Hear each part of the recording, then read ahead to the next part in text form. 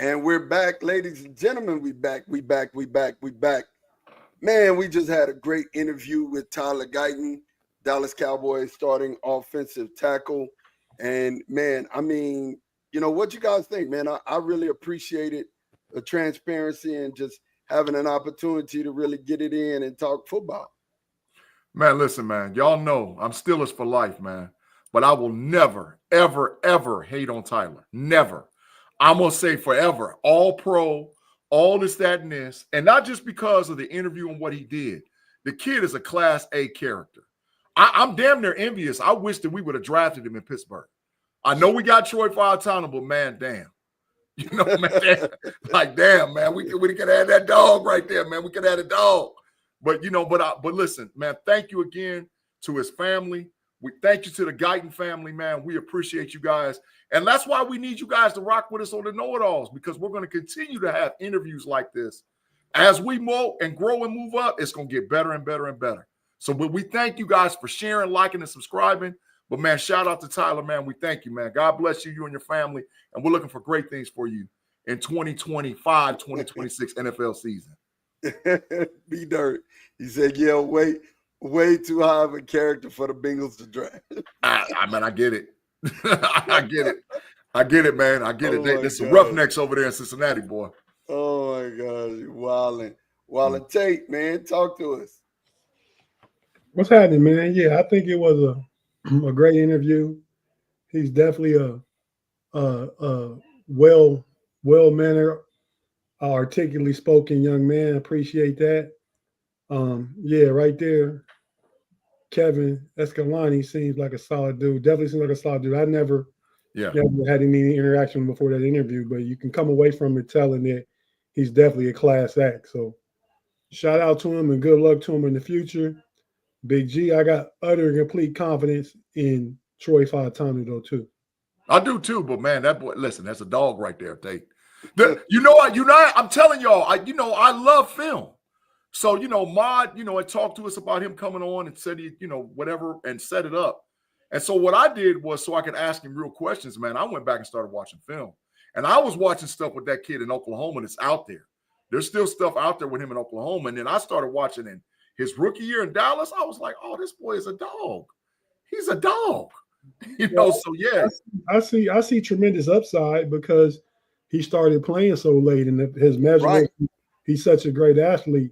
Right. Mm-hmm. And that's a big thing. When you hear, like you said, Tate, that's a big thing. When somebody's just really learning the game, you know what I'm saying? And their floor. So he came in on his floor, which is NFL. Right. His floor was NFL ready. You know what I'm saying? Yeah. We ain't even hit his ceiling yet. All pro. Yeah. I'm telling you, if they get a running back, you're going to see my thought. Guys. Bull. Go ahead, Tate. Thank you.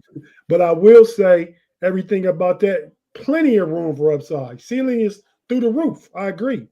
But going back, asked about the combine last year, going back to the combine thing last year, Troy Fautanu was the cleanest offensive lineman at the combine last year.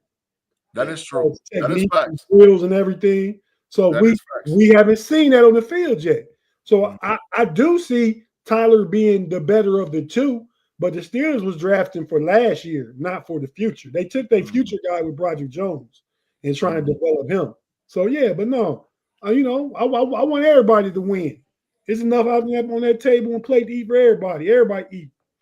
Mm-hmm. Yeah, I think so too. I mean, and brother man to you, Fifth Flow, you're right. You got to think about the Troy and Tyler were both battled with injuries. I'm gonna tell you something.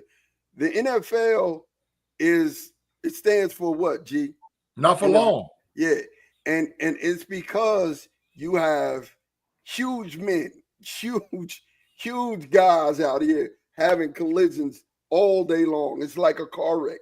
You know what I'm saying? So you got to understand the top 1% of the people who play that game are playing each other. So there's going to be injuries. There's going to be, dings and, to make it through a season. That's why you got to respect somebody like Zach Martin, who put his body on the line, go through a whole season, not 100%, and play the position.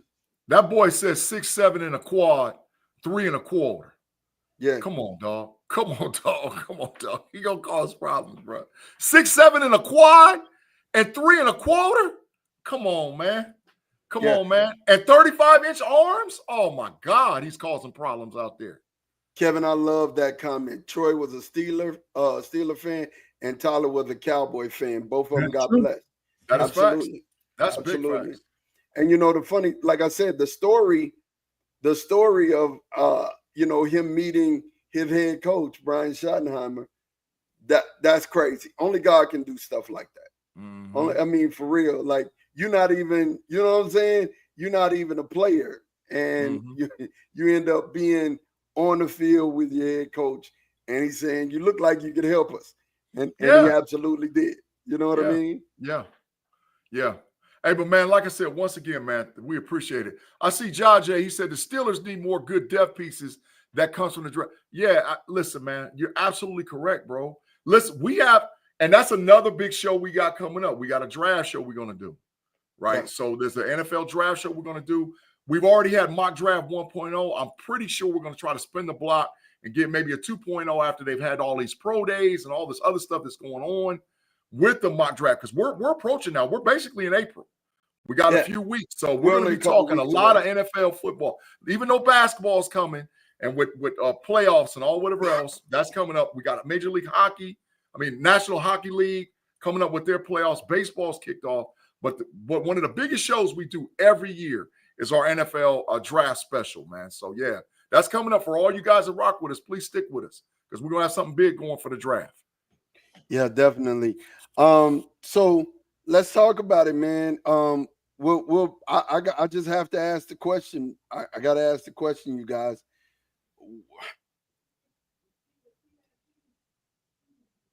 Who's playing quarterback for the Steelers?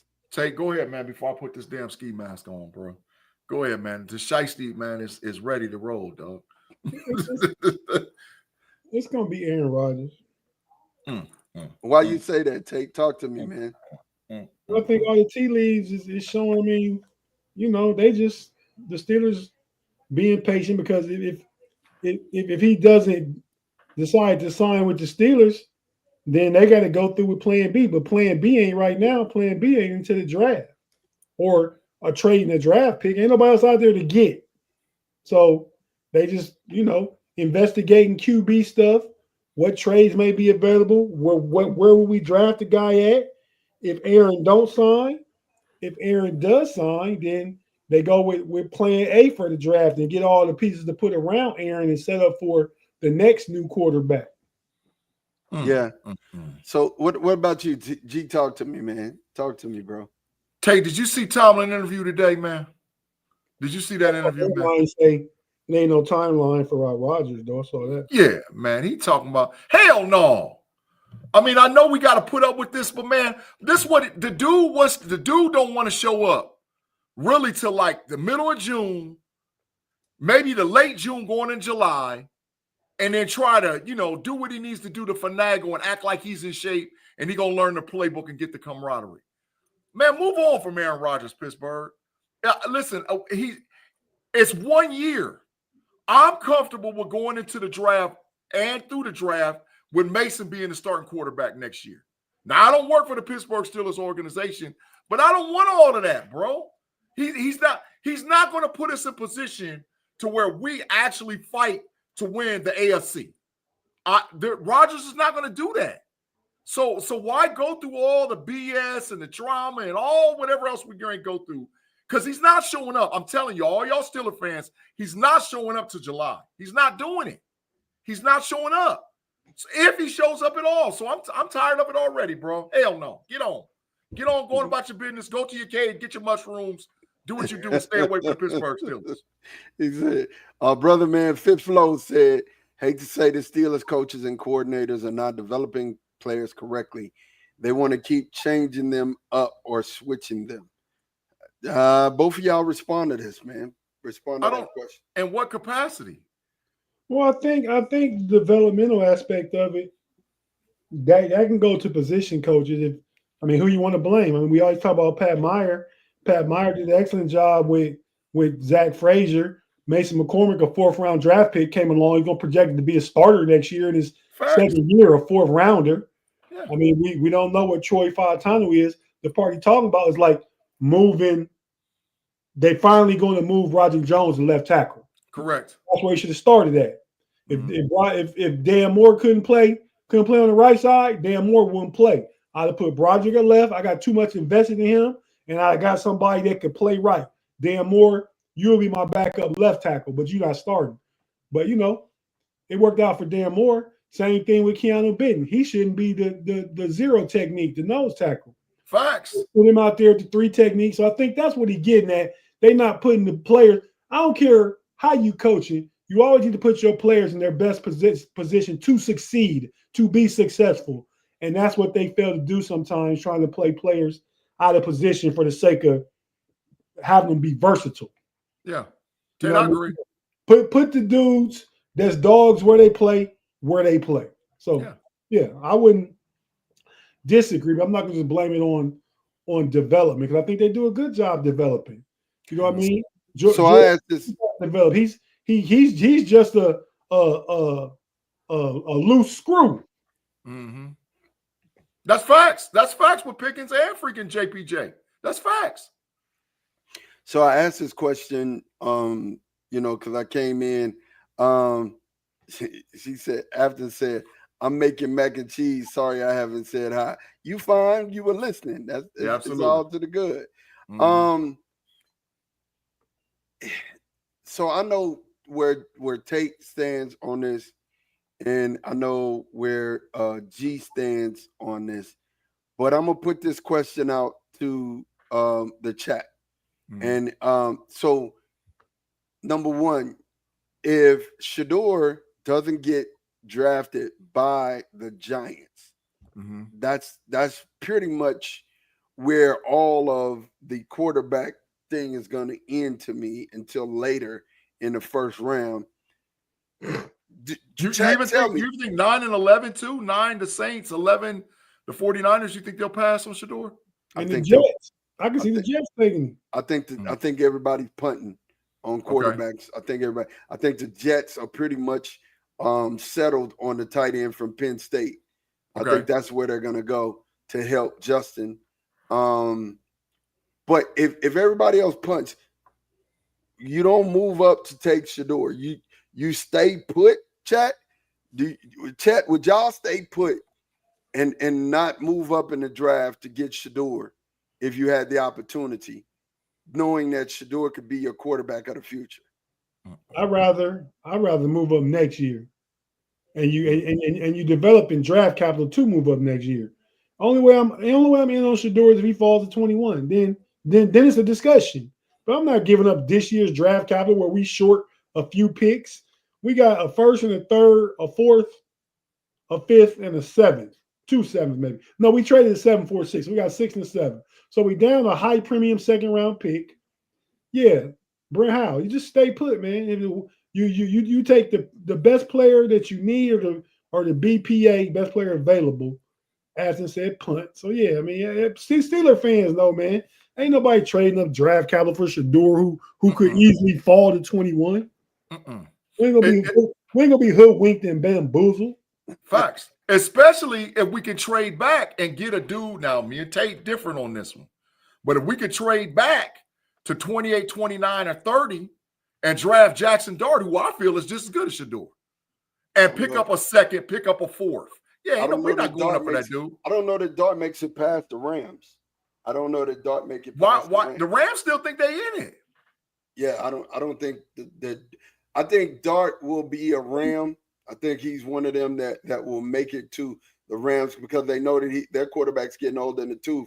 But they just signed for 3 years, though. They just signed 3 years. Yeah, but you need to have your predecessor already on the score. If he's for 3 years, and by the time you draft Jackson Dart in the first, you get 1 year him. Then you got to pay him. Yeah, no. Then you got to pay him after 1 year of him. Yeah, they waiting at least to 26, maybe even 27, Tate, to go get that dude. I don't know that I could say this. I don't know about bro, man, but of that comment, but I don't Archie wouldn't be my guy next year. They have to be Archie ain't coming. Arch ain't coming out next year. Arch ain't coming out. I agree with that too. Yeah, Arch ain't coming out next year. If in my opinion, and see, and this is something else too. And I need, listen, you Gen Zs, y'all about to make my blood pressure go up today, right? Because y'all always talking about what the future is and this, that, and this. You got to solve the position today. Solve the position today. Don't wait. Solve the position. The more talent that you have in the room, the more opportunity that you have to win football games. I'm not against drafting a guy like Jackson Darton. If you don't work, go back in the draft in 26 and get another one. You got to continue to draft talent at the position until you hit the right thing. A lot of Steelers fans are spoiled because we've had legacy quarterbacks. They don't understand what it takes with them other NFL teams where they're constantly trying to find a guy to solve the spot. And it's our turn. Out of our history, it's finally our turn. We got to solve and get the guy. We had turns, man. We went from Terry Bradshaw all the way to Big Ben for you had a guy. And you hadn't had a guy since. Went to the AFC Championship about 3 or 4 times during that span and everything. He went to the AFC Championship with Neil Donald, with Cordell, with Bubby Brister, AFC Championship game. So we went to the bowl. Went to the bowl with Neil O'Donnell.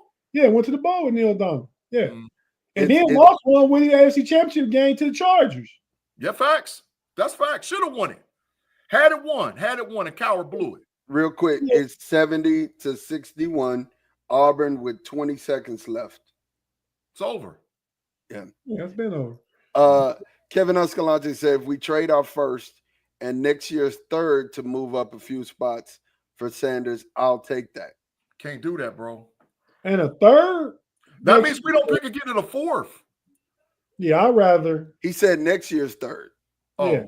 Because we got a comp pick. We got a comp pick next year. We might have two. But I still don't say. I'm not getting enough draft capital up for Shador. Facts. I'm not either, Tate. I don't agree with this. I don't agree with this statement, Brent. Not at all. He's not a bust. I don't think he's a bust at all. Why is he dropping? I ain't saying he a bust, but why is he dropping? Position need, number one. Number two, his last name is Sanders. That's why. What's Sanders doing? That to me says he had a Hall of Fame father. He grew up around the game. He knows the exposure of the game. He has so much experience in how to be a professional from his dad. So what's name Sanders got to be? So you telling me Deion needs to shut up? I'm not saying he needs to shut up. He's Deion.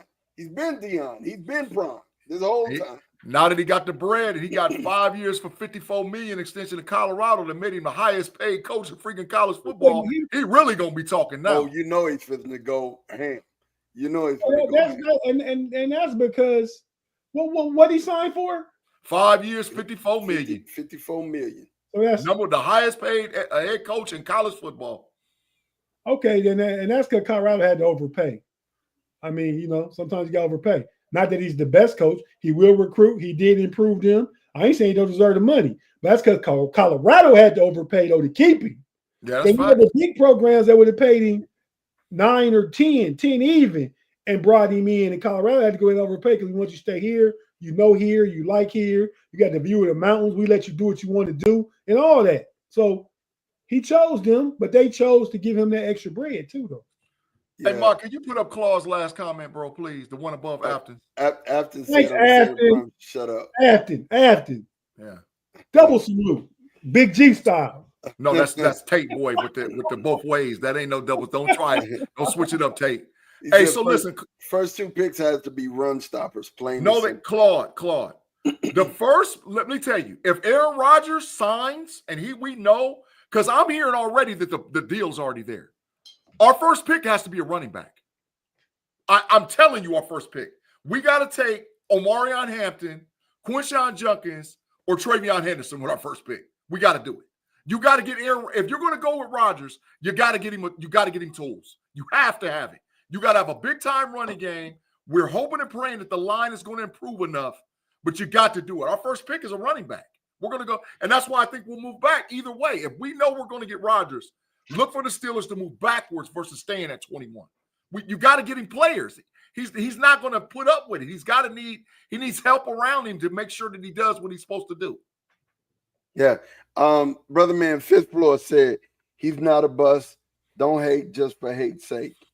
Come on now. I feel it.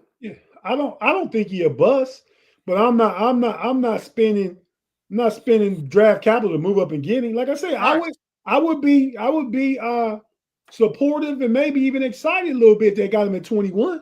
Mm-hmm. But nah, I ain't giving up no extra picks to move up to 14 or something to get him. Nah. Nope. Not doing He not gonna do you no value this year. They still gonna start Mason Rudolph. Yeah. So what pick do y'all have in the second? We have none. We traded for DK. That's why we got to trade back. That's why we have to go backwards. We have to go from 21 to 26 or 27. We have to get a second round. Yeah, but see the depth, and Claude over there talking crazy again. Claude, the depth in the draft is running back and DT. You got to walk out with your first two picks. That's got to be the guys. But you're not going to be able to, like he's saying, you can get a running back at third or fourth. No, dog. Not a Quinshawn Junkins, not a Travion Henderson, not a Omarion Hampton. You're not going to get that in the third or the fourth round. You're not. I keep telling you, the running backs is going to fly off the board, dog. By 67, they're 10 of them going to be gone. I'm telling you, they're going to be gone. Because teams see the depth, and they're like, oh, man, we can lock this thing down, get a Sonic and Knuckles if we go with two-man combinations, or just getting an outright dog that's going to carry 20, 25 times. Claude, this ain't you, but the DT, you can mess around and get a Tyleek Williams if we trade back. You can get a TJ Sanders. You can get Big Walker from Kentucky. You can get Robinson from Nebraska. You can get Farmer from Florida State at DT. Them type of dudes ain't gonna be sitting around in the third and fourth round, dog. They're not gonna be sitting there. Claude, no, it just depends. If you do D tackle with Claude's comment, you do D tackle with 21, you probably getting the third best defensive tackle. If you lucky. Every pick, Mason Graham gone. Yep, Mason. I think Kenneth Grant going too, Tate. Kenneth Grant could be gone. Harvin maybe the third. Yeah. Another team sneak in there and want Walter Nolan, which I've seen the Bengals, are high on him, or Derek Harmon. Now you're talking about taking the fourth offensive defensive tackle in the first round, or I can have a second running back. And he might be. Some people think Hampton better than Genty. That's what I'm saying, Tate. You don't take the four best DT when you can get the first or the second best running backs. I could just tell you like this. Genty's built like an armored tank, man. I don't know if y'all. Genty's pro day was trash, man. Listen, his pro day was trash. Built like an armored tank, man. That's all I know. Boy, man, his pro day was horrible. Afton said every draft pick is a crapshoot, every single one. Yeah. And Brother Man to You said, Fifth Flow said, what if it works out with Shador, and you get Shador and it works out? I ain't mad. But you don't trade up to do it. Yeah, I ain't mad. If he falls to 21, Tate, you're absolutely right. If he falls to 21, we take him. So trade back, pick up a second round pick. Got to find trade partners for that one. Gee, go back and look how good they stopped the run in the last few games. Okay. They were tired, beat up, and hurt, and had no depth from a rotational standpoint. Look at the free agents that we signed already in the defensive tackle spot. They have invested, just to side what you're saying, they have invested in some big physical bodies up front, and they do need to draft a D tackle. They just may not need to draft him first because it's so deep. You can get one, especially if you trade back, you're going to get a good one in the second, and you can get a good project in the fourth. If that's what you want to do. That's facts. I'm not taking my first two picks and getting D tackle. Claude, get out of here, go home, go rule your country. Hey, so Afton said, are there any Saquon level talents in college right now? Travion in the draft or in college? Well, I think she meant in the draft. Trey is a home run hitter. Saquon was different. Saquon was a home run hitter, and he had more wiggle to him than anything. Only thing that separates Saquon and Travion is 15 pounds. 15 pounds. There you That's go. it. That's the same play. I don't know that he has the wiggle that Saquon had even coming out of Penn State. Yeah, he do, dog. I mean, he had that disappearing juice. Saquon got that invisible juice that I ain't seen Travion have, right? Oh, No, she's but in college. The question was type, not like. good as type. Mhm. He can do everything. He can catch out the backfield. He can hit off tackle. He can run between the tackles. And if he gets some daylight, bye. Mhm. Yeah, I'm gonna get to B-Dirt's comment. That was a good one. I said it doesn't matter what running back you get if the line can't block. That's facts. But guess what? Our line will be vastly improved this year to last year. They were all babies. They're still all babies. Well, Four of them starting 5 or under 3 years. They're kids. And they didn't play. Fautano didn't play. McCormick came in the pinch in like week 5 because James Daniel was out for the season. Yeah. And then Frazier was out for like 2 games, and you put McCullum in there. I mean, Jones was playing out of position. Yeah. Jones, right, bro. You remember that year a few years ago? Might be about 3 years ago now. The Steelers didn't have no O-line injuries. Facts. Yeah. So if they can get back to having the season even close to that, you're gonna see a big jump in the offensive line. Yeah. And a better running back instead of a 4.66 Najee Harris. We trying to get a dude that run a 4.4. And because we're a zone blocking team. So listen, y'all know all 22. You know how many times I went back and watched all 22 and I'm like, damn, bro, just step right here, get the hell on out of there. Yeah, he playing in the background, playing in the back and messing it all up, messing it all the way up. B-Dirt said bigger drop off from defensive tackle 5 to defensive tackle 10 than running back 5 to running back 10, in my opinion. You're absolutely right. You're absolutely right. Matter of fact, that's big facts. Keep going. Yeah, that's absolutely right. I think after Harmon, you got I mean, you can get like Ty Robinson, you're gonna be able to get around the 3rd, 4th round, and he's a good one. He played too high, Mod. He's 285 and he played too high. But if you give him in the 4th round, that's good value for him to be a developmental guy. Yeah, it's good value. But the running backs are so solid. I mean, can I say this? The Steelers need, and Tate, me and you've talked about this extensively. They need a 6'3", 330-pound, 320-pound to 330-pound zero technique defensive lineman. That's what we need. We don't need a Walter Nolan. Anybody they got to weigh 320 plus, and they got to be able to play zero technique and can't move from a double team. That's what we need. That's what you need, and then them guys don't go high. The only one I'm probably drafting that could do what I need next year for the Steelers next season is Grant. Mm-hmm. I mean, I think Derek Harmon's a good player. He part of a rotation.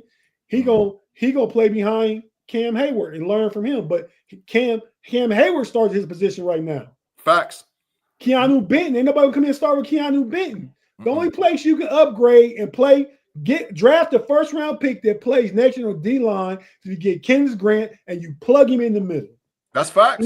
Any other D tackle you get him just to play D tackle, be part of a rotation, or you get a running back to be 1B to Jaylen Warren's 1A, and eventually the running back they draft will take over for Jaylen Warren. That's facts. Jaylen Warren on a 1-year deal, Gainwell on a 1-year deal. That's so you a dog running back, you got him for 5 years. That's facts. Let me ask you this, Tate. And G, what about Desmond Watson? He's the 3rd, 4th round guy. No, he's not. The big dude from Florida. He's the 3rd, 4th round guy. The big guy from Florida. Yeah. No, that's a 6th round. Maybe matter of fact, he might go undrafted. He might be undrafted. That's what Grace say. Yeah, he's 454 freaking pounds, bro. 464. Get it right. No, hell no. Hell no. Yes, and he ran he's 6'6", 464, and ran a 5'9", 340. No. Hey, Ma. Go stand in the corner now. He said yes. Get to the corner. No, we're not drafting. Listen, at best, he's 2 downs. At best. But I think he's gassed after a play. Every other, you got to play. You got to run him off the field. He can get in shape, but if you want a project like that, you get him in the 7th round and undrafted. You don't spend no 3rd or 4th round pick on him. No. He had 464 pounds right now, already showing you. He ran a 5'6", 40. Think about the last dude that's big was the dude from Georgia that Philly took. Jordan Davis. But look here though. Look here. They did some math this is equivalent to a linebacker who's 6 foot 225 running a 4.140, moving that big size and that's a feat. But 5'6" on the field ain't gonna catch no football player, ain't gonna move side to side nowhere. You useless except for eating up space and taking on double teams, causing double teams. He's not getting out. He not getting a field fast. No, none of that.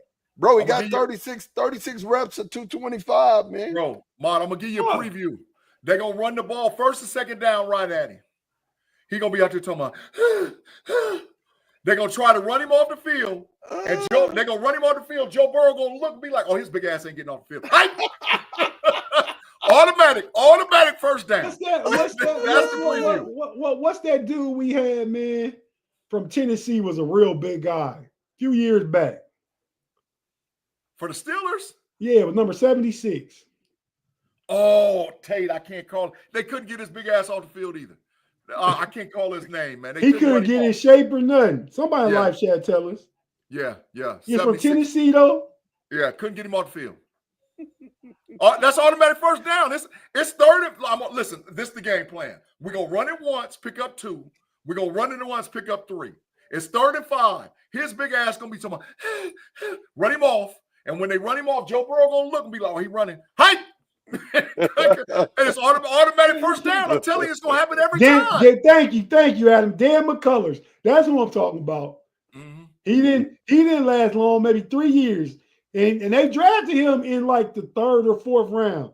Ain't no way. I thought that dude would be a good project. I wouldn't mind bringing him to camp, see what he can do, but that's undrafted. You know what I mean? That ain't no. Ma said 3rd. I need to see you the corner again. Yeah. Hey, look, no, I think somebody listen. You know what happens? People fall in love with draft numbers, with 40 times, with 36 reps. They fall in love with those things, right? They do. And that gets GMs fired, bro. Yeah, it does. And that's why GMs be getting fired. It's just like the Jalen Milroe. People fall in love with his 40 time. And, there's a guy right there that's sitting to my left. Yeah. There's a guy right there. He's in love with Jalen Milroe. I'm just saying. Who's that? He's talking about you. You said to the left. Oh, I'm to your right. To my right, yeah. I'm looking at the screen. To my right, but I'm looking at the screen, so it's to my left. You're absolutely correct. But you in love with Jalen Milroe. But I'm not taking him in the first round. That's facts, Tate. I agree. That's facts. People don't take flyers on people like that. Yeah, in the 2nd and 3rd round, you taking a big flyer if you take that dude in the 3rd or 4th round when he's 6 at best, 7 undrafted free agent. That's where he go. Yeah. No way, Jose. No way. Can't take him. Yeah, might make a roster, but no, not make a roster. But Juice said, "Stop. Milroe is solid." Where and what fashion? I agree with Juice, but I'm not taking the first round still. Upside. That's why I keep telling you and Kirby in the text smash the gas thread, man. Y'all jokers keep talking, man. I can live in a house with like my house. I got in my downstairs family room. My cathedral ceiling is 14 feet high. How it go up? You been here, Big G. And the kitchen is about 10 feet high. And this room about 8 feet high. I'm in the bedroom. Well, what is my podcast room, but a bedroom. But I can't live in a house where the floors drop. The floors can't be moving. See what I'm saying? Give me high ceiling potential. I can put a skyline in there. I can do a lot of stuff with high ceilings, Big G. But listen, Tate, I ain't throwing you under the bus. I just want you to hear me on this.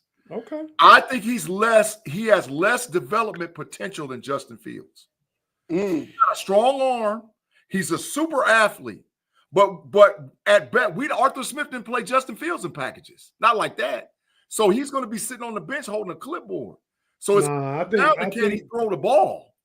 I think coming in, he had developed a package. Justin had to start and play what was going to be Russ's offense. They should have just kept changing that thing for Justin from the time he played 6 games, And yeah, I believe Big G said Milroe is stronger. Milroe is maybe a half a step slower, if that.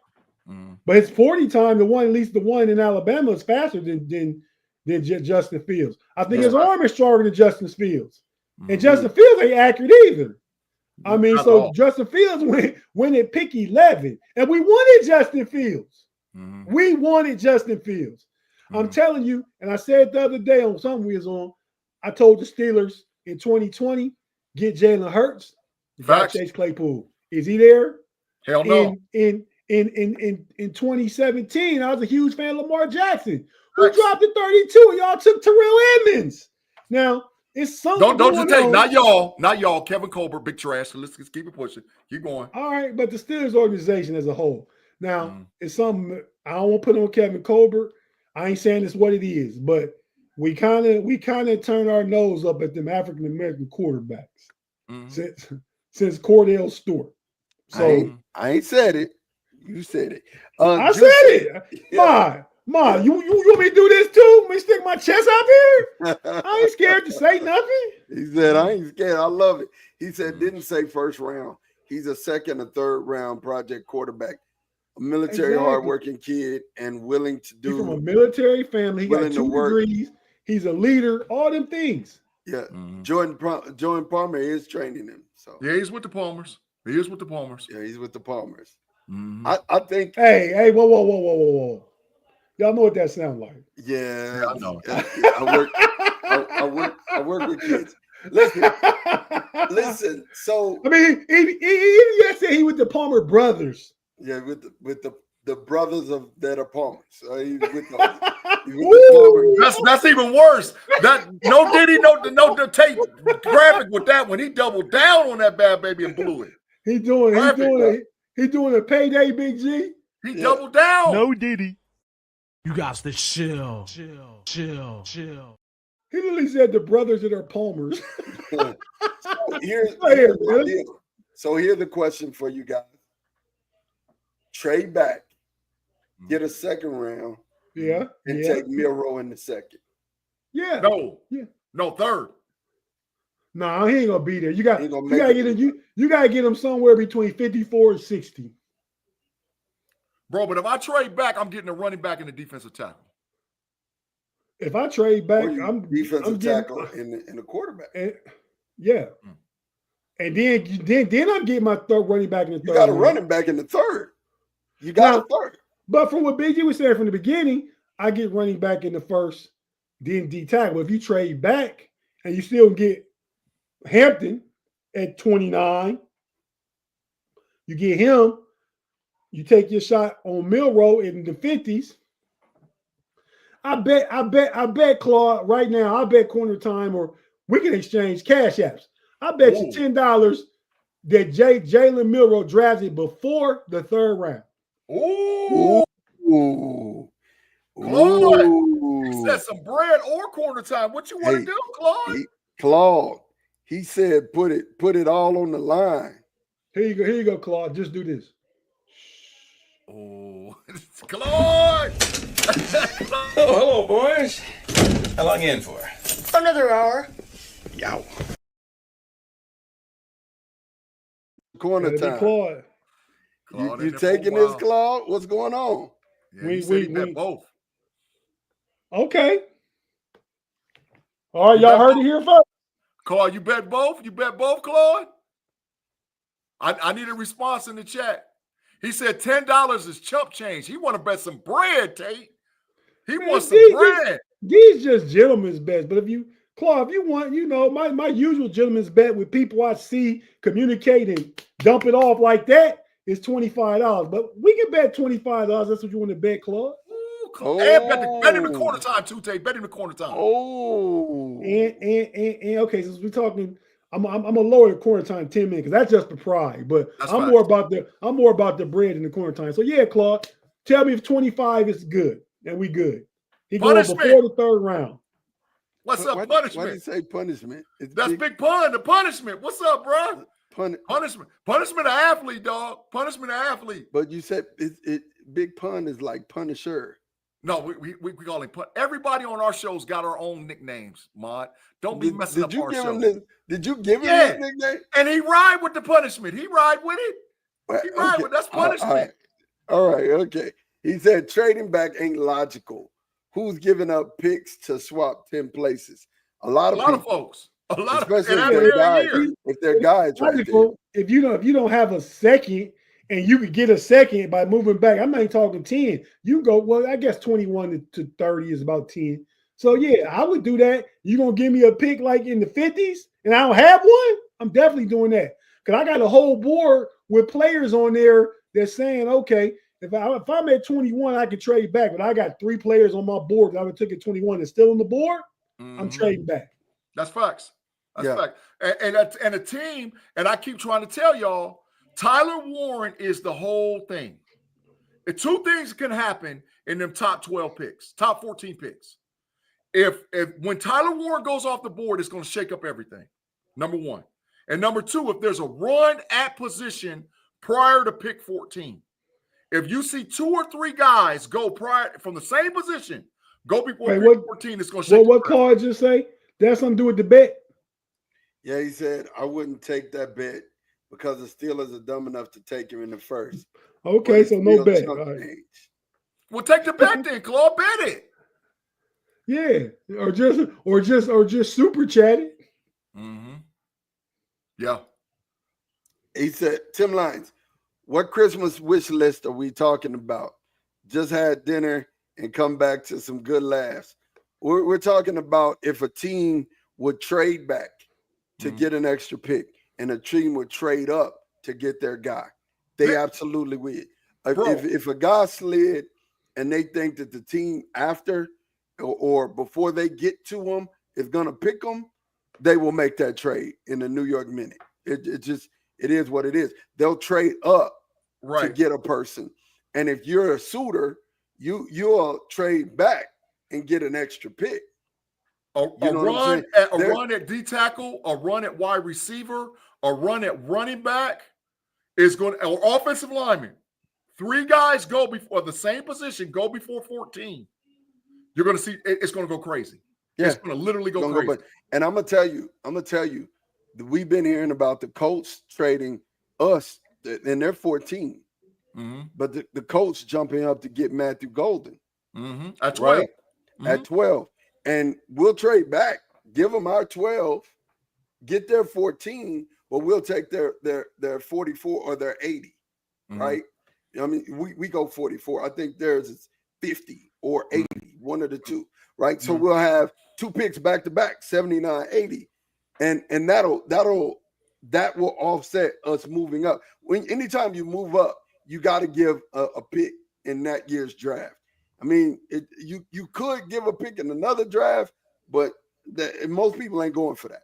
You know what I'm saying? Big Pun and Afton said absolutely correct, man. They last 2 comments, Punishment and Afton.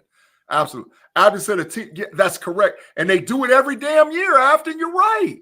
And Detroit is one of them teams that'll switch up. Detroit will be like Pittsburgh. Look, we'll give you our pick. We'll give you a second or a third, and we'll give you a future. I got to say this, Big Pun. A second round pick won't move you 10 spots, not by itself. Wait a minute.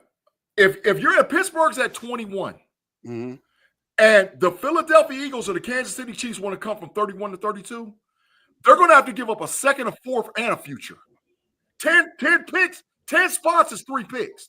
There's an actual Google it. There's a Jimmy Johnson made that chart. So you're right. Yeah. I understand that. Yeah. But the question says a second round pick to move up 10 spots.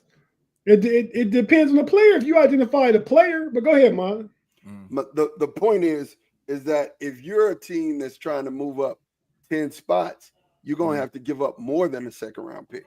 You can give up a second, but you may have to give up a 4th or a 5th as well, or a 3rd from next year, right? That's what it's going to take for you to move up 10 spots. It's just not, moving up 2 spots, you got to give up 2 picks. I know that for sure.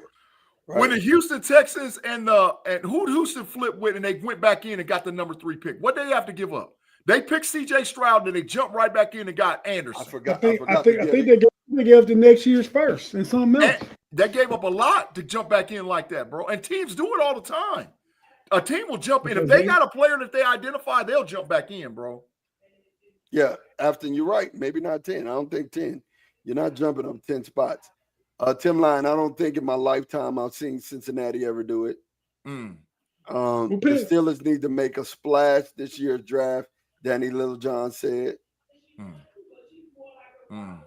And a splash is Omarion Hampton. A splash is taking a shot at Jalen Milroe and getting TJ Sanders in the third round. Now you got your starting running back, you got a starting D lineman, and you got a project at quarterback, and maybe trade for somebody to compete with because Milroe will be down there as third quarterback this year, but with packages.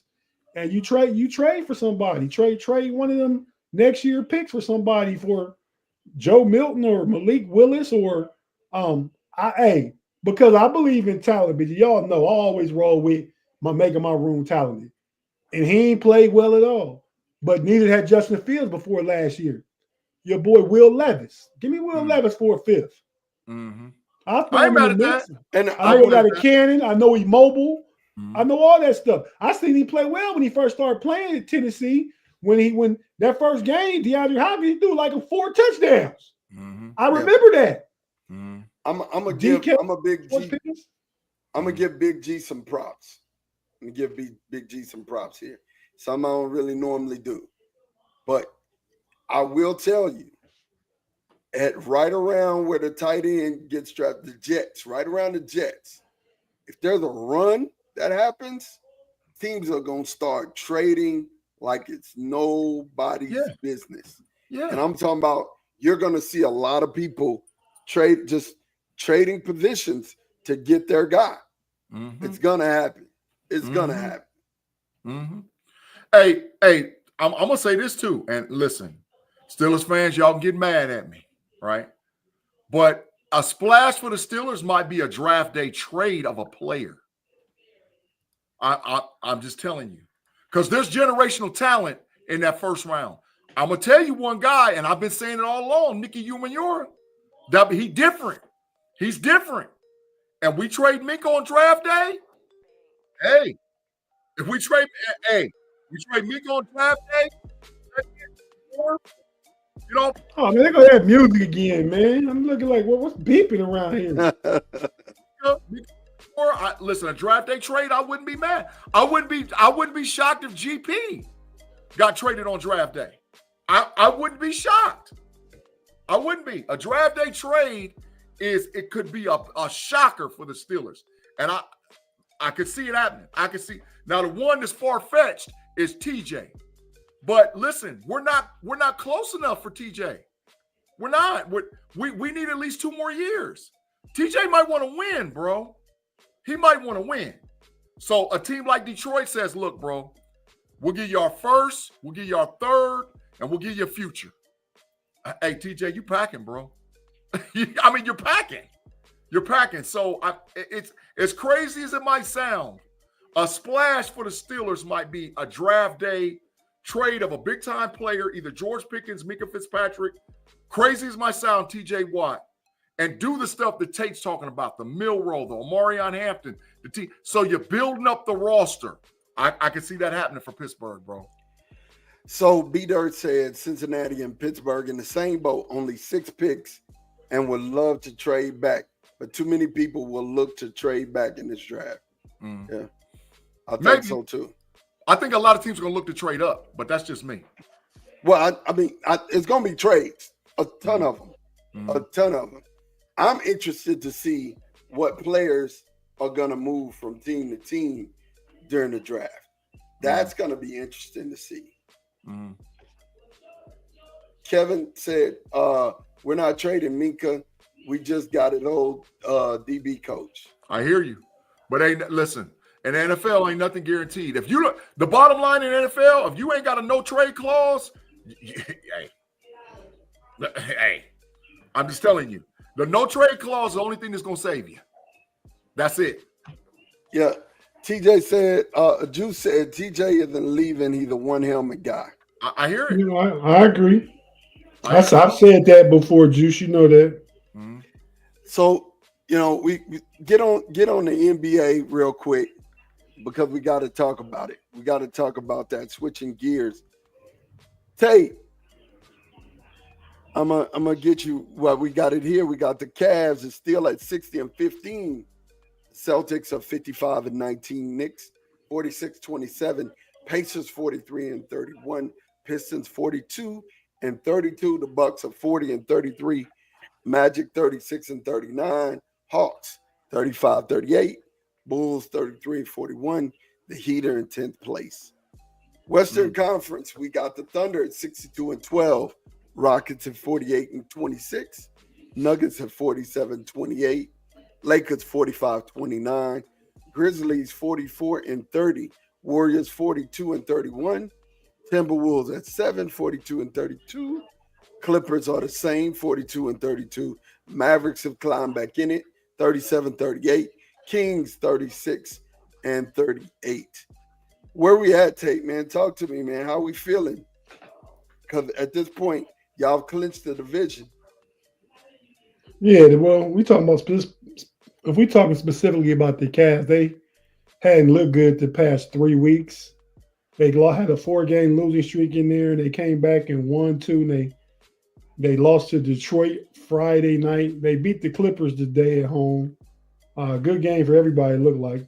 But I think it's easy to kind of call the hardest thing, the most difficult thing. Pause myself. The most difficult thing is to know who's gonna be in the Western Conference Final against OKC. I think you're looking at Boston and Cleveland in the East when it get right down to it. And I think in the West, you're looking at OKC and somebody. Who is that somebody? I mean, right now, I'd lean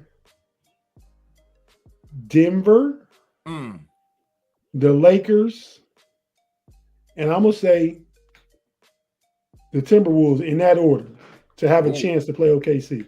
Denver, Lakers, Timberwolves too. Yeah. I like Tate, that, Tate. Answer that question, Tate.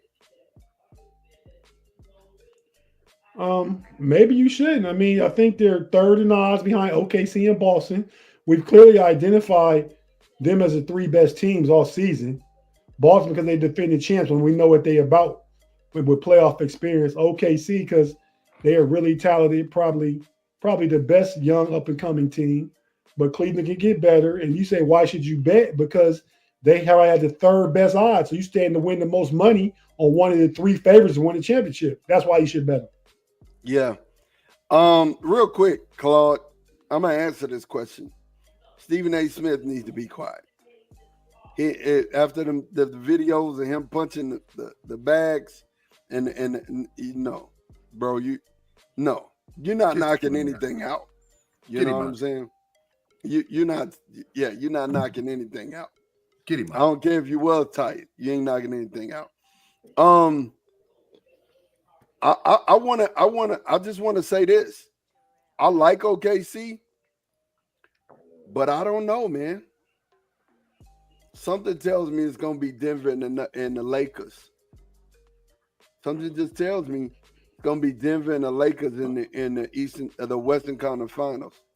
No, dog. No. Who's in 5th place right now? The Grizzlies. So as it stands right now, the Lakers have played the Grizzlies. Lakers are home court, but then they would play OKC, provide OKC wins. And then just like last year, G been on this Shea greater than Luka train for a while.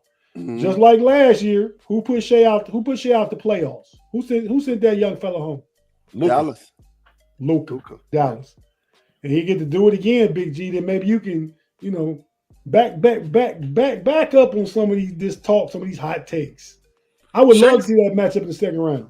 How is it a hot take if Shea Gearing win the MVP? Big G, I'm saying if you get put out by somebody. Josh Allen had a better season than Patrick Mahomes. Who keeps putting him out the playoffs? I understand that, but Shea That's all I'm saying. Shea gonna win the MVP, and I look for OKC to come out. Matter of fact, I'm picking OKC to win it. I think they've matured enough now. I think them youngsters know they added Hardestein. That's a factor. Listen, OKC's not to be played with, dog. Shea averaging 33 a game. They not to be played. I mean, he was up there last year, but who led the NBA in scoring last year? Luka. Thank you, Mod. Luka. Yeah. So Yeah. we keep going here. And I think Luka motivated now. So I want to see that. We gonna see. Ooh, Afton come through with the burner. Afton, I mean, I love it. I love what we it. talking about? That's different between Mahomes and Josh Allen and Lamar Jackson. Hey, I'm picking OK. I love the Cavs, man, but I'm picking OKC to win it, dog. It's their time. It's their time. They made enough moves with the coaching, enough moves with the roster. Chet Holmgren's done matured a lot. The Williams boy done matured a lot. Shade's done matured a lot. It's their time, man. It's just their time. Solid, Denver's the D-Word. only team that I think can get them.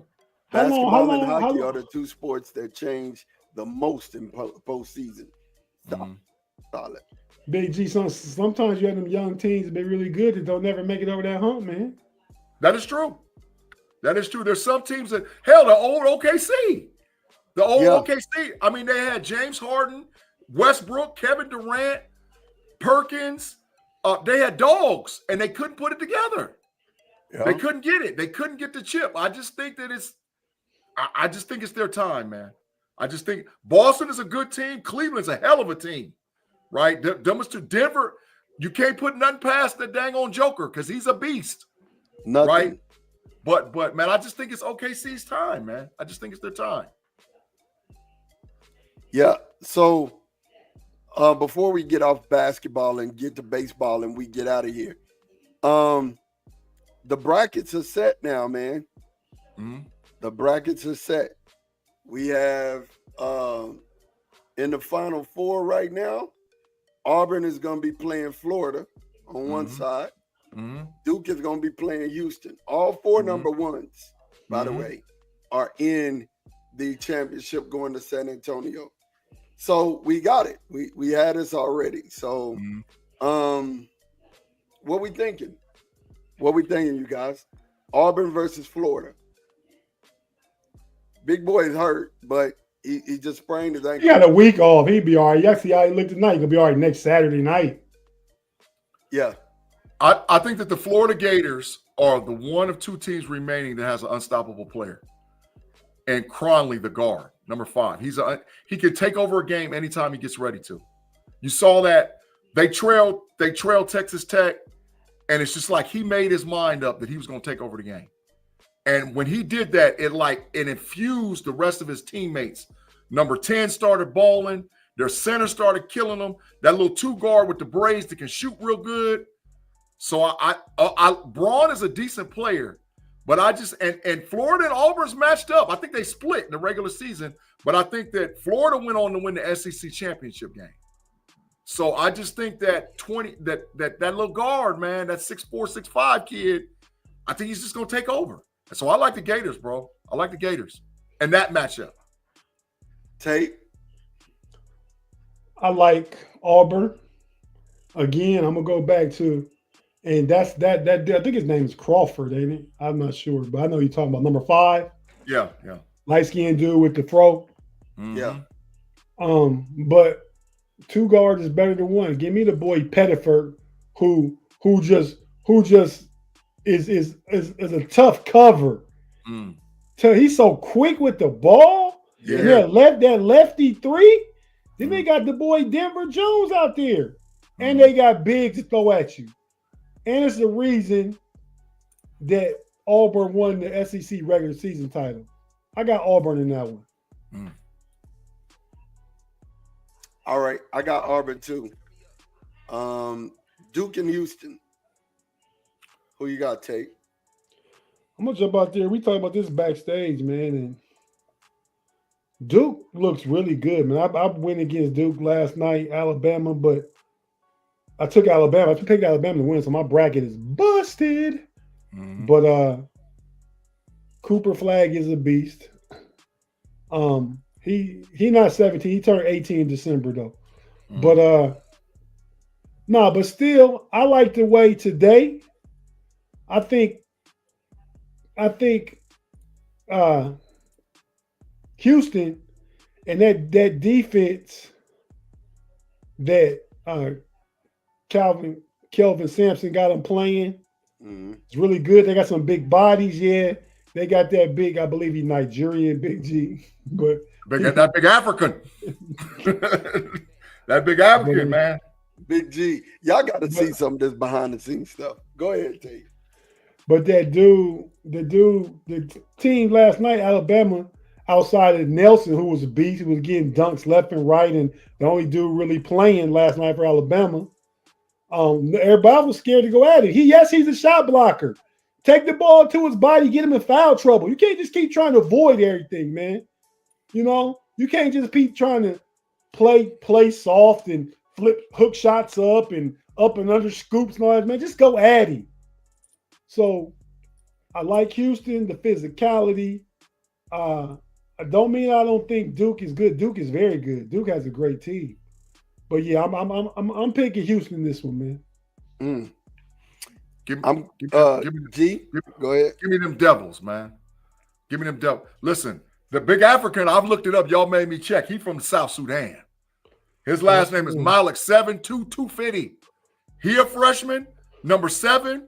Looked like he got in a dang on Cooper Flag injection yesterday because he was out there killing them. That's Cooper Flag is, that's Knippel. Yeah, and Cooper Flag, the most unstoppable dude in the tournament. The flying Knippels. Hey, they mentioned something. I didn't notice that his father and grandfather played where? Somewhere. Father? Knippel. They played, I think, Division I college basketball. I think both of them, but I don't know where they played. But I'm pretty sure they played Division I college, both of them, his father and his grandfather. He's third generation. Yeah, they say it's like more of them coming. Yeah, there's a ton of them coming right now. I'm gonna go with Houston. So me and Tate got Houston and Auburn. G, you got Duke and Florida, right? And Duke and Florida. We'll come back. We won't pick out our winners. That we'll come back there. Parting shots, you guys. Give it to me, Tate, man. Give me your parting shot. Man, thanks for tapping in with us on this Sunday evening. We had a great interview with Dallas Cowboy Tyler Guyton. Thank you guys for joining us. It's a great time, man. This is the time of the year where the season really starts to change. We've been in spring for about 10 days now, but you're about to start seeing some signs of spring. About to start seeing your grass getting greener. About to start seeing leaves really start to come out on trees. You know what I mean? You're going to be able to get out and, go outside, sit in the backyard in the afternoon because where I'm at, it's going to be about 70 degrees right now. So that's comfortable. So, just enjoy every season, man. Even in brutal winters we have some places, man. Just, because it's part of the journey. It's part of life. I mean, right? So if you live to be 80 years old, that means you had 81 winters, summers, springs, and falls. Yeah. Find something to enjoy in each and every one of them. Each and every one of them are a blessing. And just, I kind of went Mod's moments and nights, but that's all I got to say, man. Shout out to everybody. Like, subscribe. Everybody listening, get one person to subscribe.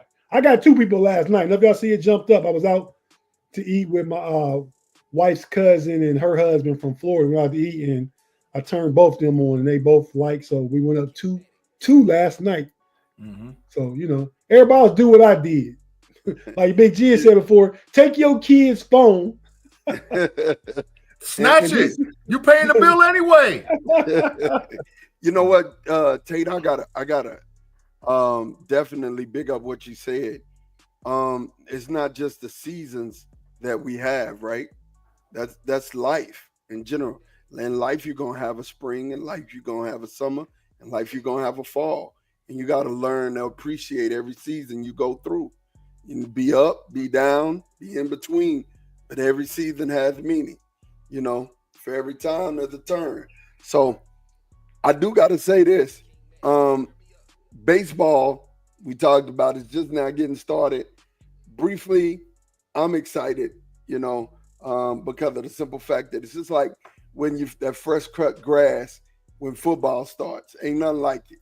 That's like a drug. You know what I'm saying? When you step on the field and that fresh cut of the grass, it's the same thing in baseball, man. When they rake the the dirt, the infield. They rake the dirt and dust off home plate.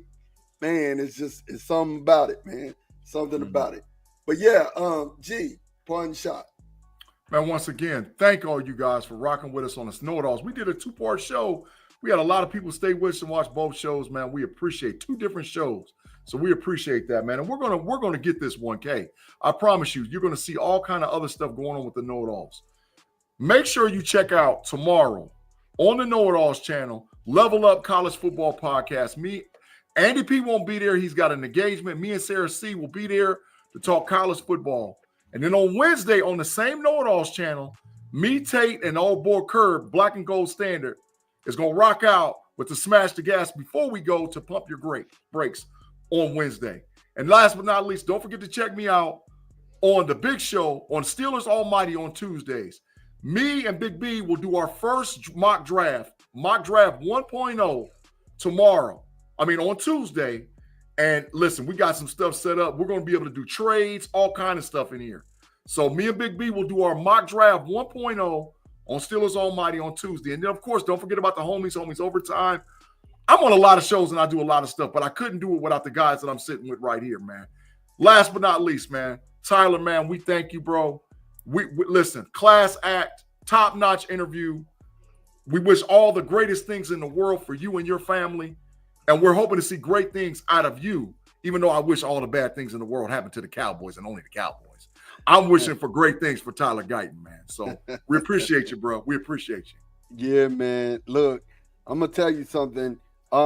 G, before I let you go, man, I need for you to shout out all of the folks that are part of the KnoItAllz squad, man. Make sure you do that. Oh yeah, I got it, man. We got us 3 sitting here: Mod, Tate Boy Fresh, myself, Big G, B Dirt, that does all kind of shows over there, running through the jungle. He got Tim Lyons, that's one of the KnoItAllz guys that's doing something over there. Payday and Tate do a big time thing with the NBA Central Division Clash. Pays also does a similar show with the NFC North guys, and they put together a podcast. And Pay does all that stuff over there on Frustrated Chicago sports fans. So we do literally have a network of guys, and all of us are working diligently to improve. Kirby's now joined the crew. So Kirby's now one of the part of the KnoItAllz crew. He's got his own podcast, Black and Gold Standard. So we're continuing to grow and grow and grow and grow with podcast stuff, man. So we thank all you guys for rocking with us. Oh my God, put him in the matrix before he go. He got to have his fix. He gave you a compliment. It's just a backhanded compliment. Yeah, put him in the matrix. Go ahead, man. Go ahead, man. I tried to get through a Sunday without having to just destroy this dude, bro. Hey, put him in the matrix, man. Claude, is that what you want, Claude? Tell me if that's what you want. He wants it. He's not going to feel right unless you do it. Go on and do it. Put him in the old country and the new country. Go ahead, man. I don't know if it deserves the old country and the new country. Well, you know what I mean, Claude, man.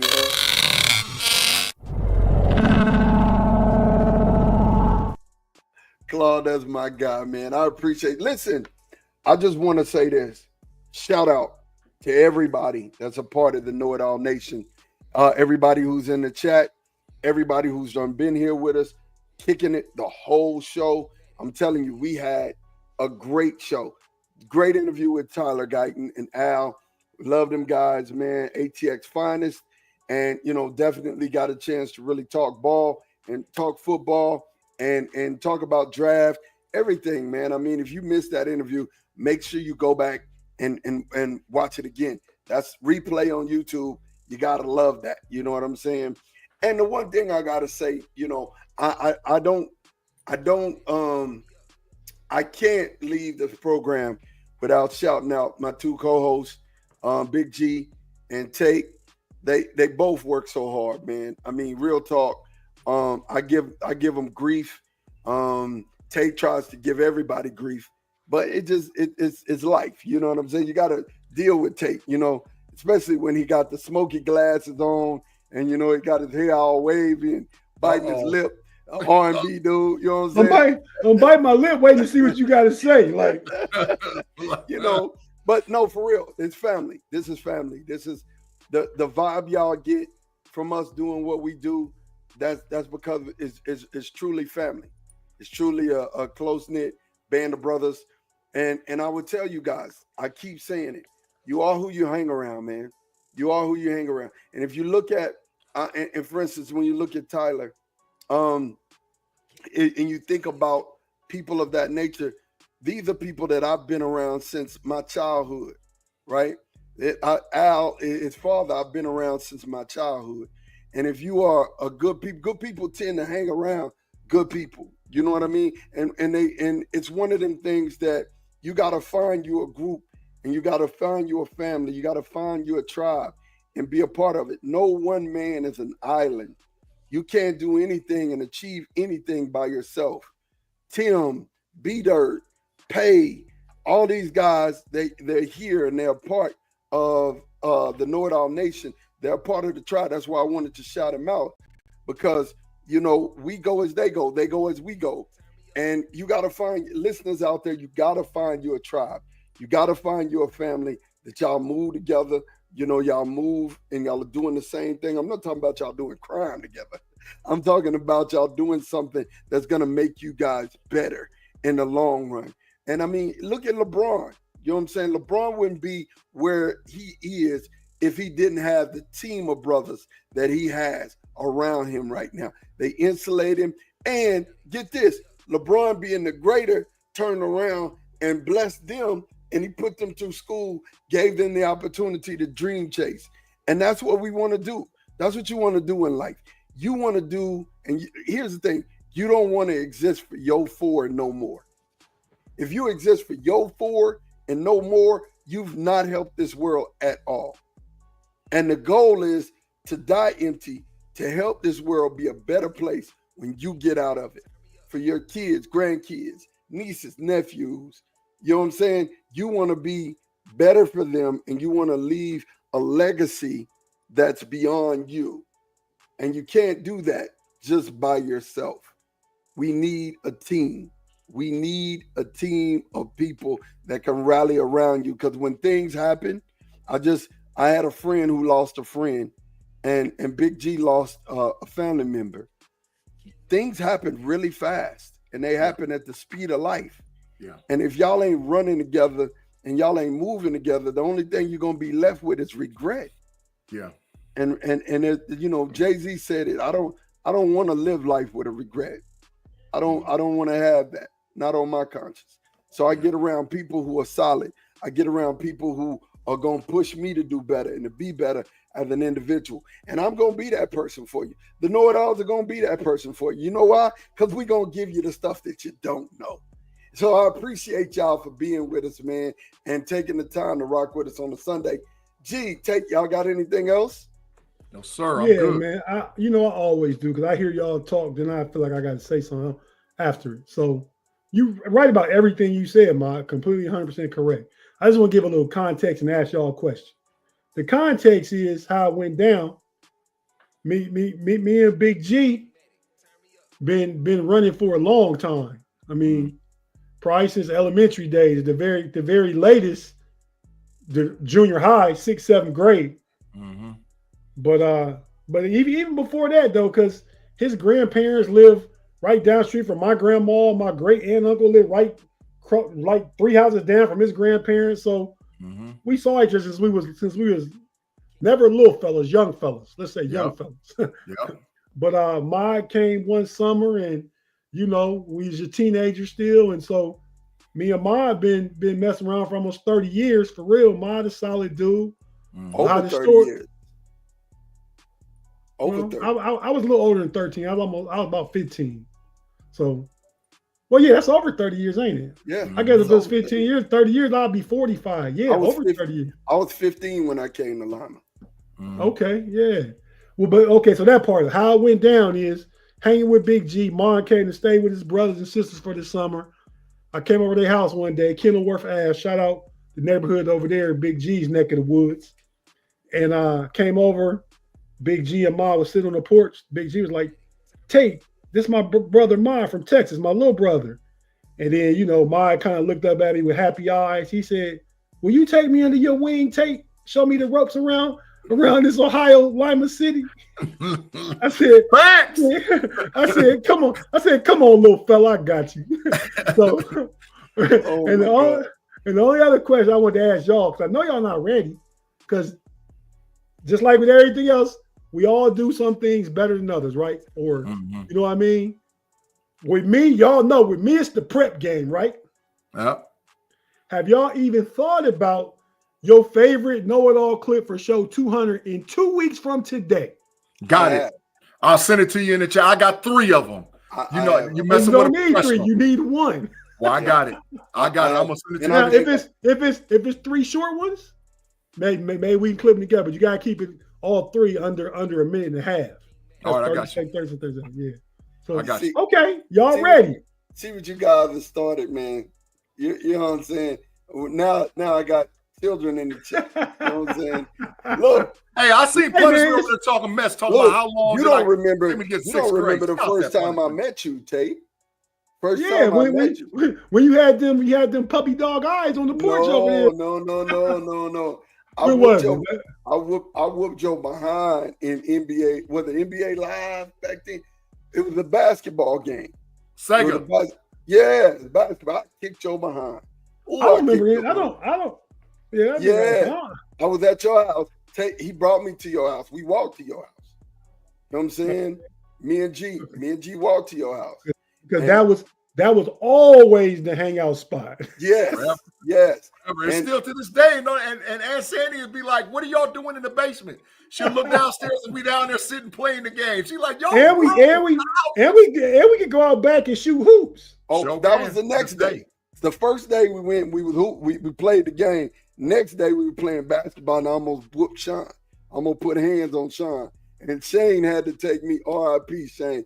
Shane had to take me inside and give me some water and was like, "Man, calm down. That's your brother, man." Sparks would have got knocked off. I don't take sucker stuff, man. I don't do well with sucker stuff. I agree with you on that day.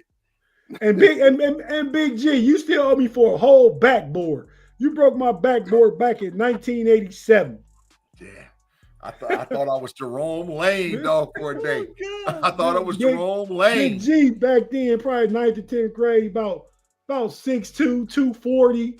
He just banged because I had an adjustable room. I could let it down. Now I got that adjustable room because we used to move the pool table. Remember, we used to jump off the pool picnic table.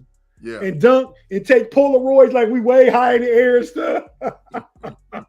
We done a whole bunch of old crazy stuff. Lane. I took that bad baby down, boy. I took it down. Yeah. He was trying to dunk over there like I tried to dunk on my daddy. I tried to, woo. You ain't get it because that ain't happening. You ain't dunking on your dad, man. Hey. He almost got him. This close. He almost got him. He almost. We was at MLK Park. And MLK Park, he had him. He had him. Matter of fact, he was there. He just missed. I just missed. He was there. He tried to dunk on him hard. MLK, that's Salvation Army, right? Mm-hmm. Out south. Okay. Well, it's south in a different spot, but yeah. MLK Park. Yep.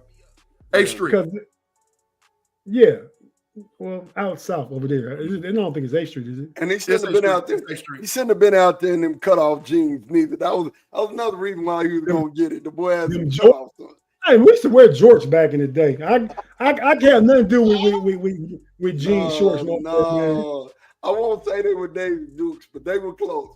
Oh, well, you mean them kind of cut off shorts? No, I was wearing the jean shorts when we was wearing them baggy to your knees and stuff like that. No, jean shorts just ain't the thing no more. It's a fashion tip to everybody in the live chat that might not live in a metropolitan area.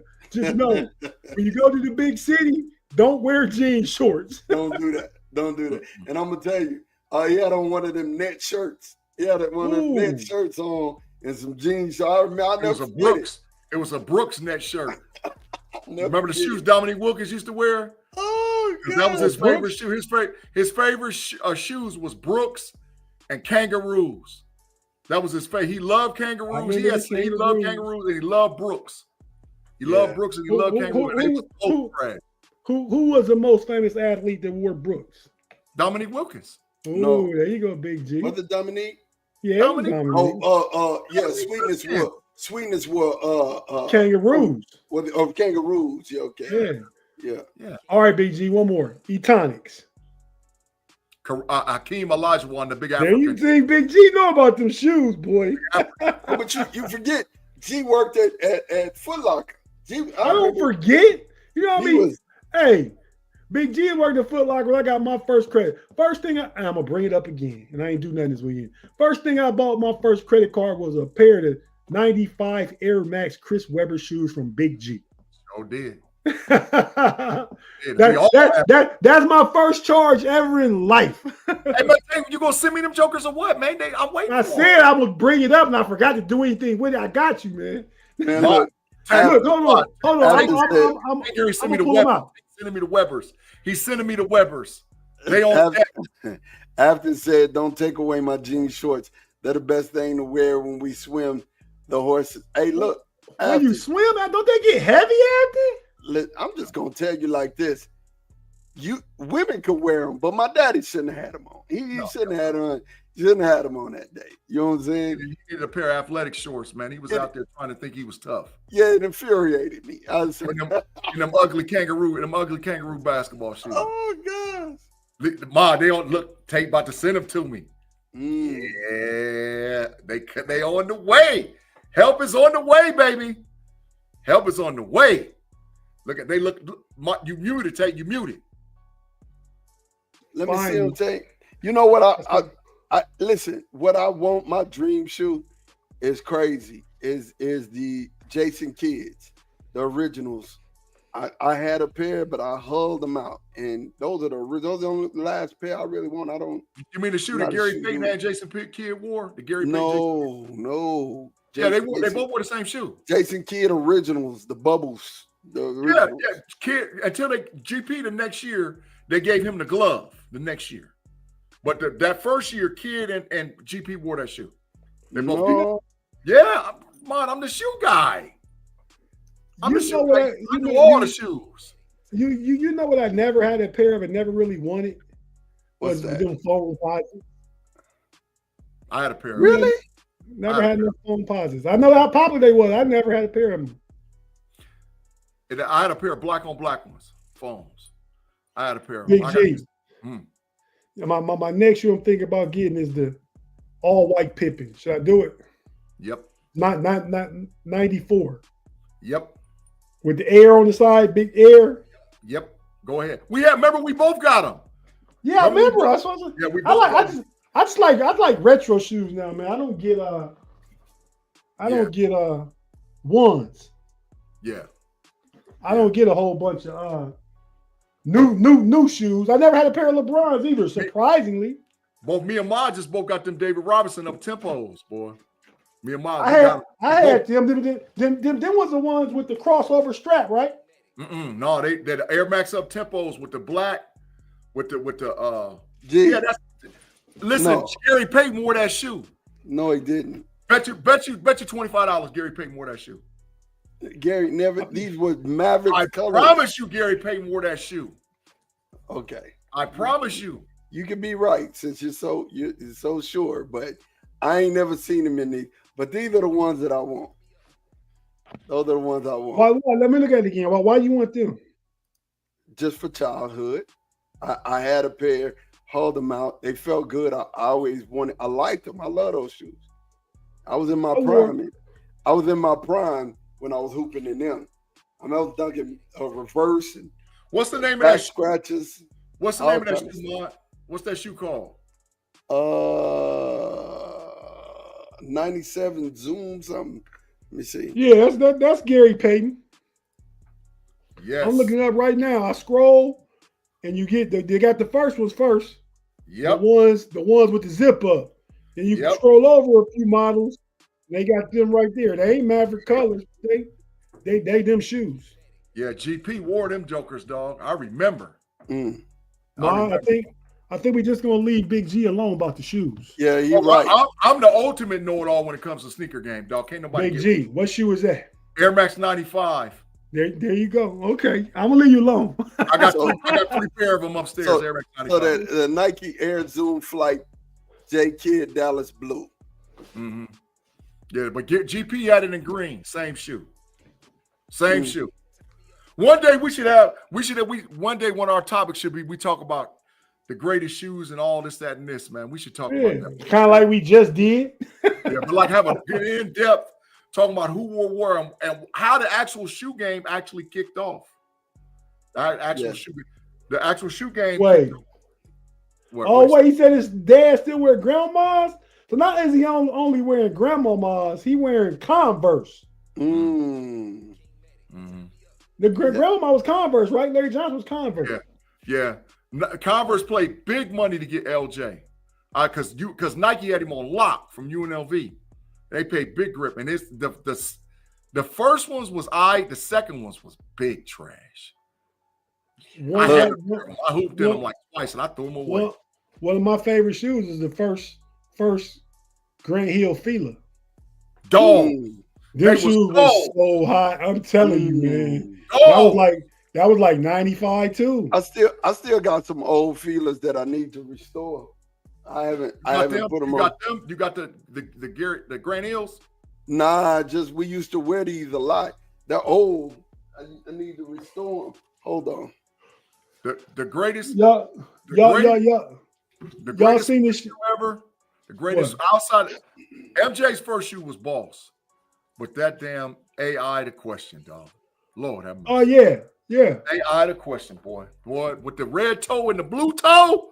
I like the gray suede toe better. I like the white. When people was buying them Reebok Classics all the time back then, I got the all white gray suede tip AIs.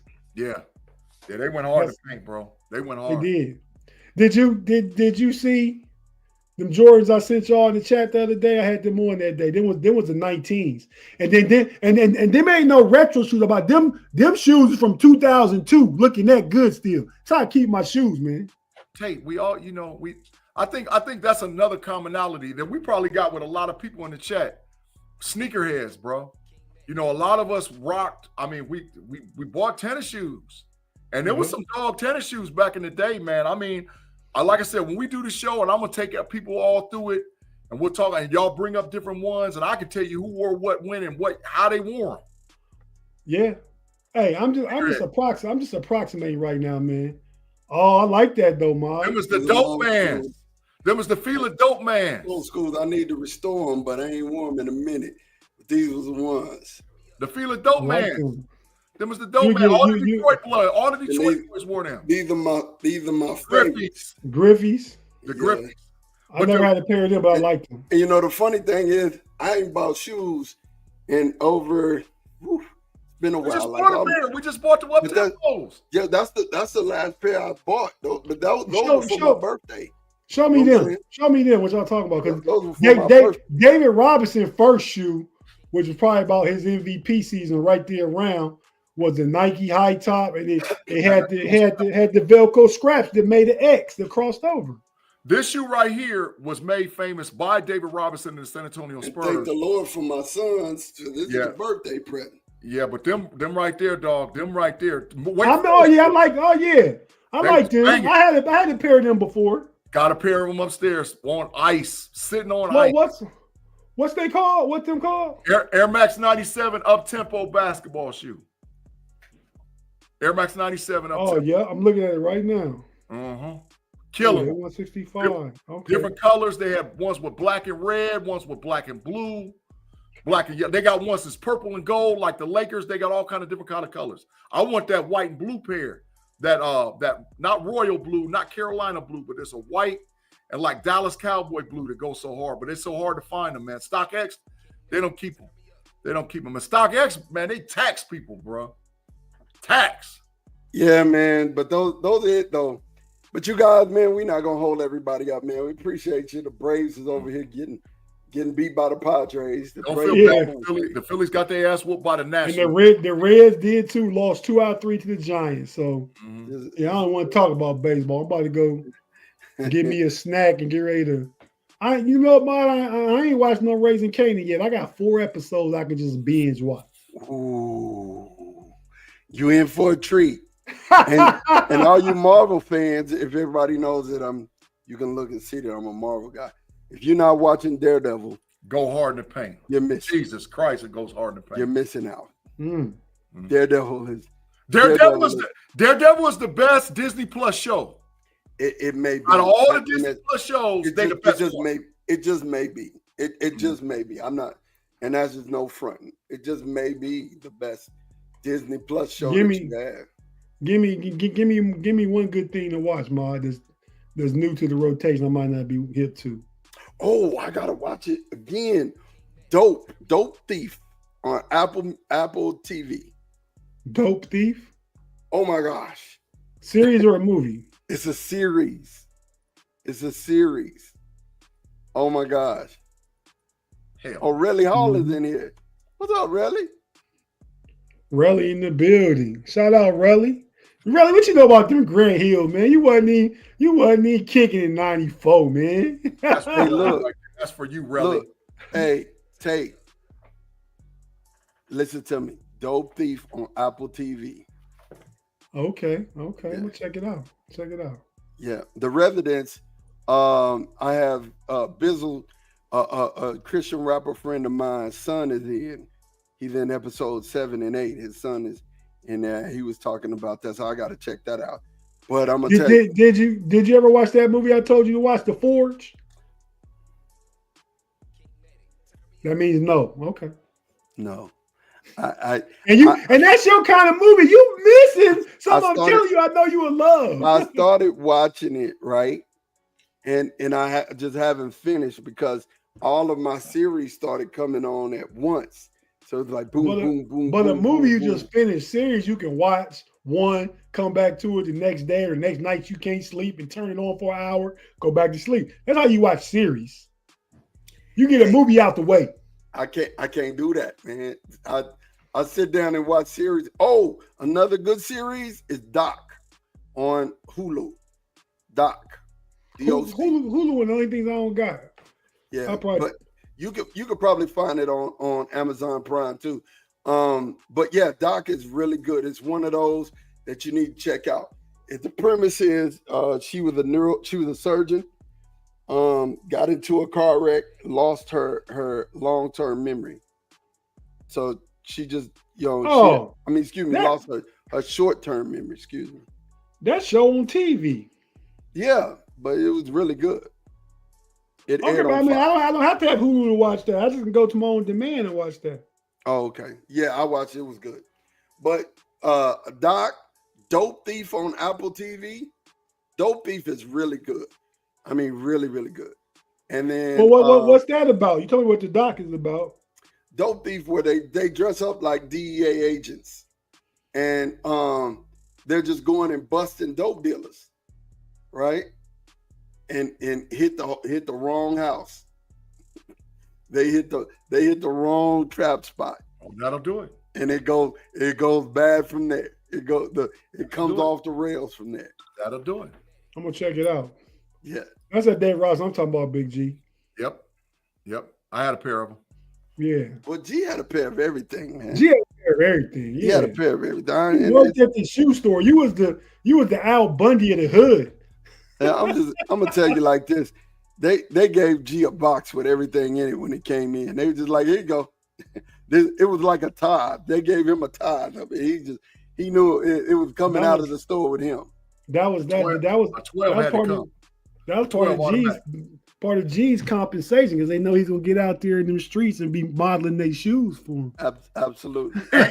and before I became where I was the head manager, before I became like where I had my own store and all with rails, the other managers used to be like, man, this shoe. I love, man. Wait. I don't mean, but really, what network that on? I love mystery and thriller. My suspense, my favorites. Yeah. Yep. Yeah. My manager would let me, like, the shoe would be out in 3 weeks, and he'd give it to me. He said, you can wear it, and I'll be like, I can get them before I can rock them before anybody else, and I wear them. And the people would look, and they look at my feet. They'd be like, what you got on? Tate, your answer is on Netflix. Mm-hmm. Oh, okay. I'm putting that on the list then. Hey, Rob, I had a pair of them too. I had the Lonzo Mornings too. I had them too. I ain't had no Lonzos. I had them too. I don't think I did. No 4 foot cushioning. What was the hottest shoe, Big G, before the Jordan 1s. Capers. No, British no, Knight. no. The Dope Man's was the hot shoe. Oh, the Cortez, Nike Cortez. Yeah, Nike Cortez. They might have been, but I was thinking sneaker like You mean like a basketball shoe? Oh, Magic Johnson and Larry Bird. The weapons, yes. Yeah, the weapon. That's what I was getting at. Yeah, Magic Johnson and Larry Bird's the weapon because that was the first Converse shoe that came out multiple colors. Remember we was wearing the spot bills, the referee shoes, the Sauconys. Mm-hmm. We wear all kind of shoes, man. Lottos, remember Lottos? Yeah, I had a pair of Lottos too. I love my Lottos, man. Cause mine had like a map of Italy on it. That was so dope back in like '84, man. Mm-hmm. But yeah, them Converse. Adidas. Yeah, Converse. Well, I had a pair. I've only had 2 pair of shell toes my whole life. I've only had 2 pair of shell toes. That's it. I had a pair of all black ones with white stripes, and I had a pair of all white ones with black stripes. I still got some shell toes. And I had I'm lying. I had a pair of Patrick Ewings. I did have a pair of Patrick. I had a pair of them that was like 91. Mm-hmm. Yeah, you ain't ever had none of them LA Gear lights. The Mailmans? No, the ones that used to light up though. No, not them, but I had some Karl Malones. Okay, Karl Malone or LA Gear. I had a pair of LA Gear for Karl Malone. I had a pair of them too. I didn't remember them. I didn't remember him wearing Hooped in them 3 times. Hooped in them 3 times. Threw them in the garbage. Why? Because you ain't like them, or they broke down. They broke down fast. Yeah. Broke down fast. Yeah, you was like Zion back then. You put a lot of torque on them shoes. There you go. Oh, I should get a pair of them just because. Hey, they got them. They out right now. You can still get them. You can go to Converse.com and get them. Really? They got all the colors too. They got remember the Boss ones that the Detroit Pistons wore with the red and the blue. They got them. They got them, and they got the low cut. That's the. I might go with the birds though. Yeah, they got them. If you go to Converse.com, they got them bad babies right now. I'm telling you. Look. Yeah, they got them. They got them. They comfortable too. I'm gonna look into it. But yeah, I've been sneakerhead for days. I've been called a sneakerhead. I try and say I'm not, but I think look at all them damn boxes. You ain't no sneakerhead. Stop that. That's my shelf. That's not even my closet, man. That's what I'm saying. It's ridiculous over there. It's ridiculous. My whole I ain't even got no room in my closet because all them damn shoe boxes, man. Yeah, I'm with you, man. Mm-hmm. So which ones did y'all have? Did you have shell toes, G, or did you have high top? I had a pair of black and whites and white and blacks. I had 2 different ones. Yeah, I had a pair of cream shell toes with blue stripes. My favorite Adidas back then was the Forms. The Adidas Forms. Mm-hmm. Come on, man. Mm-hmm. I think I had a pair of them too. I had a pair of white and black ones. I know I did. I thought y'all got them for basketball at West one year. Yeah. What the West shoes, we had Adidas Forums one year. One year we got the Jordans, the Jordan 1s, and then we had them. And remember the ones? I forgot that basketball shoe that said Nike on the side, and they look like Jordan 1s. They was the Hoyas. Yeah, we had the Hoyas. We had the Nike Hoyas one year. We had the Jordan 1s one year, and then we had the Adidas one year, the Forums. No, I don't want no all black Adidas. Those are mine. I had those. I wore them at my 50th birthday party last year. I had them. The 50th birthday party? Yeah, because it was a skating party. We had a skating party last year. I had the Stan Smith Adidas. What I had. I'm going to go get a pair of them jokers. I'm going to go get a pair of them Stan Smiths. Original. I like them. I need next week, the week after. What, Big G? Stan Smith. I'm going to get a pair of Stan Smiths next week. But I'm getting, instead of getting the green, I'm getting it with beige. I had a beige pair with blue stripes. Yep, I'm getting the Stan Smiths with beige. Yep, about to get a pair. $1.99. Hey man, we all been there too. I've been to Pickaway shoes, Payless shoes. Payless. Mom and Pops didn't always have a brand like that. Big G. Chuck Taylor started off. Chuck Taylor started all, yeah, it did, because it was the first signature shoe, but they was the worst shoe you could ever put on your feet. Oh, I don't know how them. so I don't know how to dudes hoop with them back then today. Oh, they hurt so bad. Their ankles should have been horrible. Yeah, their ankles, and the shoes were so flat. You don't know what you don't know. Yeah, they didn't have the options y'all had growing up. But Big G, you don't remember Shoe Carnival though? That dog, I lived over there too. Yeah, I got the Shoe Carnival lightweight today. Still be having little nicks. You got to go in there and look. I got the troops from there. Remember the troops? Oh, yeah. They got Air Max 90s. They got Air Max 90s in Shoe Carnival right now. Oh yeah, like 90s, Air Max 90s. They got them. Dog, I'm telling you, it's a damn shame I'm this old and I still be knowing all the little spots to get the sneakers and all. I mean, half the texts I send my during the week is about shoes. Hey, I be talking Big G, about shoes. It ain't shame. Some people your age is gamers still, and some of us is sneakerheads. So just accept what you are. I love them, dog. And listen, I'm a sneakerhead. I got to get a hat that match and the outfit that match. If you got everything got to match. If you got all them colors, what you got to do? Mm-hmm. At minimum, it's a t-shirt. At minimum, it's a t-shirt and a hat that match. At minimum. But now I wear the little bracelets and all, whatever else. Yeah, I had them ugly shoes. I hated them shoes. Which ones? Yeah, I hated them shoes. They was horrible. I had some British Nike boots. Remember them boots?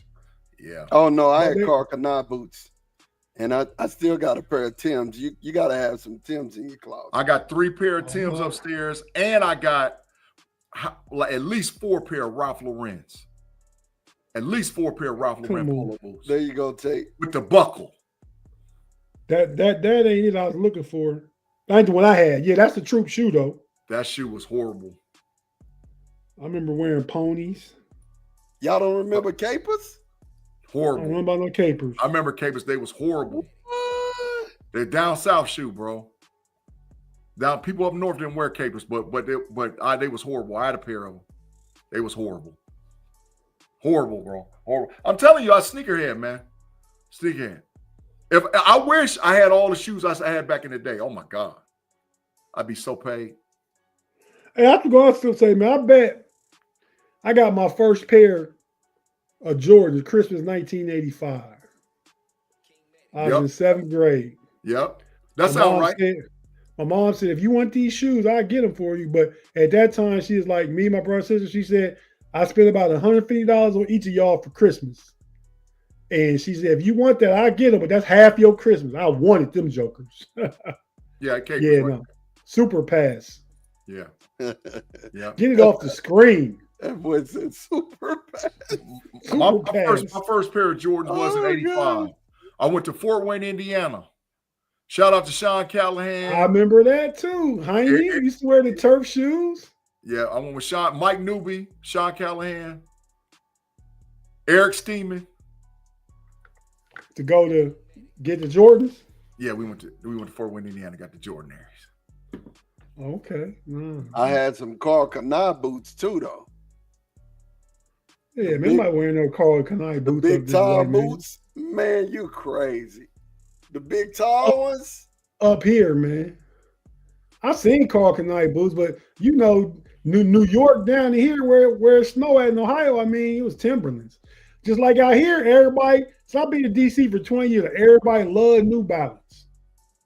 The New Balance 996s, they love them. Oh, they rock them bad babies, Tate. Now they love them. In Ohio, they rocking them. They rocking the brake shoes off of them. Man, you can find some good New Balance. New Balance are a great shoe. The 996s though, them cost like Air Max. Yeah, they rocked. Listen, they rocked the brake shoes off of them New Balances over here now. Yeah, every freaking color you can think of, they got them. Yeah, but the classic is them gray and white though. Yeah, they got them though. They rock them dang on New Balances, boy. Knock them. All right, fellas, let's let the people go. Jaime, you guys, thank y'all for watching. We about to get out of here, man. We'll talk to you later. Peace.